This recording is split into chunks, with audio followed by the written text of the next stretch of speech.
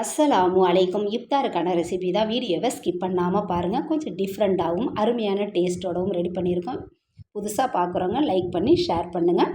ஒரு 4 ஸ்பூன் அளவுக்கு பிரியாணி ரைஸ் எடுத்திருக்கேன். அதிலே பார்த்தீங்கன்னா ஒரு 8 ஸ்பூன் அளவுக்கு பாசிப்பருப்பும் சேர்த்து 2-3 தடவைக்கு வாஷ் பண்ணிவிட்டு தண்ணியில் பார்த்தீங்கன்னா அரை மணி நேரம் நல்லா ஊற வச்சிடணும். ஊறினதுக்கு அப்புறம் குக்கரில் நல்லா குலைவாகிற அளவுக்கு வேக வச்சு எடுத்துக்கணும். 1-2 வேகலைன்னா மத்து வச்சு நல்லா மசிச்சு எடுத்துக்கலாம். ஒரு 1/2 லிட்டர் அளவுக்கு நல்லா கெட்டியான பாலும் சேர்த்துட்டு ஒரு 3 ஸ்பூன் அளவுக்கு மில்க் பவுட்ரு சேர்த்துருக்கேன். மில்க் பவுட்ரு இல்லைன்னா மில்க் மேட் இருந்தால் கூட சேர்த்துக்கோங்க. சேர்த்துட்டு நல்லா கட்டியே இல்லாமல் பச்சை வாசனை போகிற அளவுக்கு நல்லா காய்ச்சி எடுத்ததுக்கப்புறம் நம்ம எடுத்த பாலுக்கு எந்த அளவுக்கு சுகர் வேணுமோ சுகரும் சேர்த்துட்டு ஒரு கைப்பிடி அளவு உலர் திராட்சையும் சேர்த்துக்கலாம். சேர்த்துட்டு நம்ம வேக வச்சு எடுத்துருக்க அந்த பாசிப்பருப்பையும் நம்ம இது கூட சேர்த்ததுக்கப்புறம் நல்லா கட்டியே இல்லாமல் நல்லா கரைச்சி விட்டு ஒரு 5 நிமிஷத்துக்கு நல்லா கொதிக்க வச்சதுக்கப்புறம் ஸ்டவ் ஆஃப் பண்ணிவிட்டு ஒரு ஸ்பூன் அளவுக்கு வெண்ணிலா எசன்ஸ் சேர்த்துருக்கேன். வெண்ணிலா எசன்ஸ் இல்லைன்னா ஏலக்காய் பொடி கூட சேர்த்துக்கலாம். சேர்த்துட்டு இதை அப்படியே நம்ம ஒரு பவுல்லையும் சேர்த்துக்கலாம்.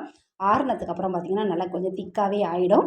இது மேலே பார்த்திங்கன்னா கொஞ்சமாக பாதாமை நல்லா பொடிசாக கட் பண்ணி மேலேயும் சேர்த்துட்டு இதை அப்படியே நம்ம ஃப்ரிட்ஜில் வச்சுட்டோம்னா இஃப்தார் டைமுக்கு நல்லா ஜில்லுன்னு இருக்கும். உங்களுக்கு ஃப்ரிட்ஜில் வச்சு சாப்பிட விருப்பம் இல்லைன்னா சும்மா நார்மலாகவே சூடாகவே நம்ம பரிமாறிக்கலாம். ஆரஞ்சு பழத்தையும் ஜூஸ் போட்டு ரெடி பண்ணிக்கலாம்னு தேவைக்கு ஏற்ற மாதிரி ஆரஞ்சு பழத்தையும் எடுத்து நல்லா உரிச்சிட்டு மிக்ஸி ஜார்லையும் அரைச்சி வடிகட்டிட்டு பார்த்திங்கன்னா சப்ஜா சீரோட சேர்த்து நல்லா ஜில்லுண்டு இஃப்தார் டைமிங்க்கு நம்ம பரிமாறிக்கலாம்.